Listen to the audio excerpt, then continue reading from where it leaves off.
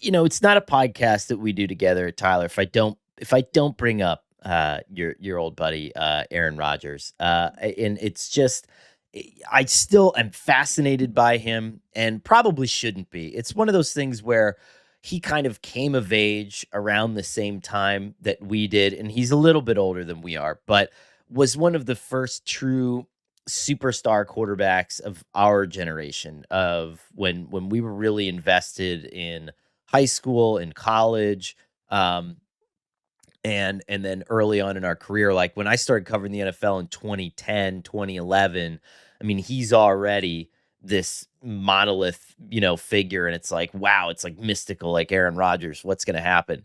And so I always kind of reserve that little place in my mind where it's like, I think that this can happen, and I think that it's going to be good again. Um, but then, everything just starts happening the way that it normally does. Like Aaron Rodgers reportedly offered to play in the preseason, but Mike Tomlin said no.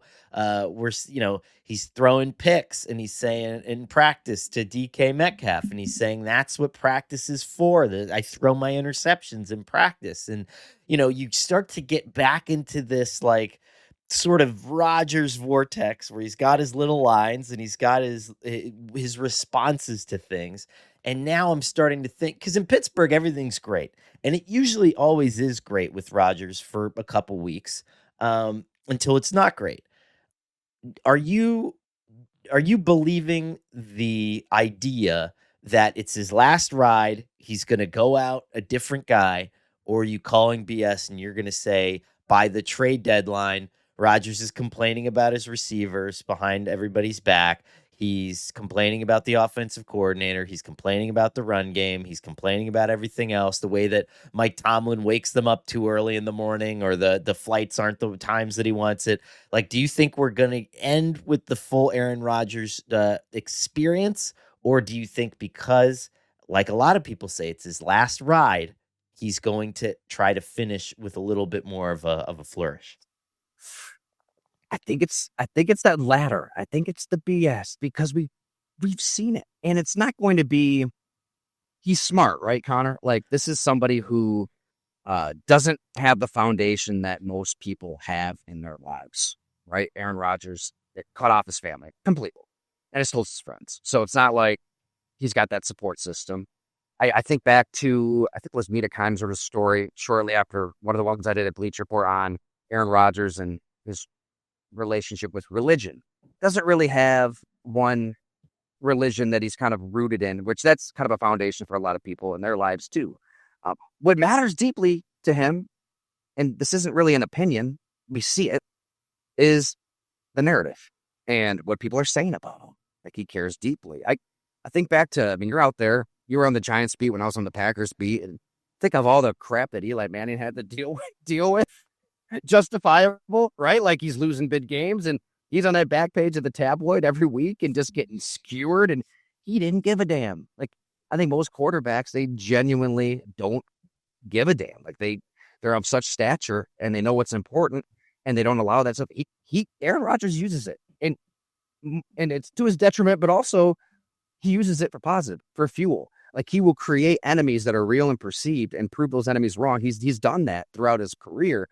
And I just think it was working, and he was able to prove those enemies wrong when he was able to move like he once moved, when he had those tens of thousands of baked in reps with a Randall Cobb and a Devontae Adams and a Jordy Nelson. And God, go back to Donald Driver. He had him at the end. Greg Jennings. Like when you've got that experience with these receivers, you go up to the line of scrimmage at Lambeau Field, you could just see it happening. And they don't signal a thing. They don't audible a thing. But him and Jordy Nelson see the same exact coverage, same exact weakness, and they attack it. Like that is Aaron Rodgers at his best. Free runner. He knows that free runner's coming, makes a miss, makes a play, and the Packers are just running away from teams in the regular season.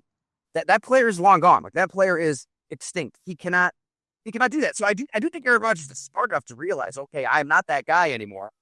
I have to win with the quick game. I have to win with a quick release. And he's probably working with Arthur Smith, trying to piece together what this offense can be. And I think there'll be moments, right? Like he'll have a few moments where They have a last-second drive, and the next morning you've got Stephen A. and the gang all declaring that Aaron Rodgers is that dude still, and you can win a Super Bowl with this guy. But by and large, it's going exactly the way that you laid it out. It's going to be subtle. He's going to blame people kind of, passive aggressively behind the scenes and in the public eye. You're going to hear grumblings. There's always grumblings, right? And rumors. He's clashing with Arthur Smith, maybe even Mike Tomlin to an extent. Last year with Mike Williams, it was the whole quote unquote red line controversy. He didn't run the route the way he wanted him to against the Bills on that intersection. There's going to be all that stuff because he cannot will his way to the point that he was able to in 2011 or 2014 or even 2020. He's not that guy anymore. That player is extinct. Dodo, gone. So since that player is extinct, I think it just ends ugly in a division with Lamar Jackson and Joe Burrow. Hell, give me the Cleveland Browns quarterback plan over the Pittsburgh Steelers quarterback plan at this point. Wow. I think they have more of a. This is just quintessential Steelers of you love it about Mike Tomlin. You want to do everything you can to win in the now, and they'll win 7 or 8 games probably, but it's going to cost them in the future.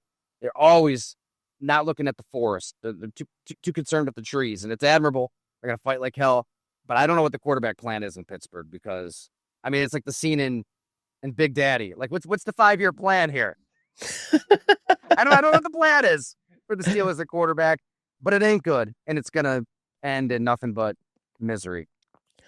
So I'll put it to you this way. You're Mike Tomlin, and you have seen Shedeur Sanders' first start, and you were offered a chance to go back into a time machine and go back to the NFL draft where you can take him at 20 and give everybody the middle finger and let Aaron Rodgers go back up Matt Stafford or J.J. McCarthy.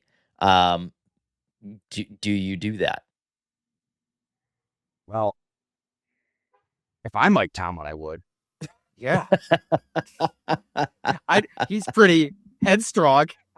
I think he'd listen to this conversation and say, no, like, absolutely not. We did everything correctly here, and we're going to win. Like, they just paid TJ Watt, too, right? Like, he's making historic money. Now Cam Hayward's holding out. They'll probably pay him. Like, they're going for it right now. And if you're going for it, you don't do it with a Shedeur Sanders or any of those rookies at all in this draft. True. You do it with a veteran, but I don't know, man. We've seen this play out, and I think it's a lot of those forces that are uncontrollable. Like if you're the Steelers, like the Bengals are loaded up on offense. The Ravens might have the best roster in football, and age is what it is for Aaron Rodgers. This spot. And even the most optimistic of optimistic pro Aaron Rodgers fanboys would have to admit, like, he hasn't been a top 10 quarterback in a long, long time. Yeah. No, you're right. I always like to slip in a little A-Rod discussion when Tyler's here. He never knows it's coming.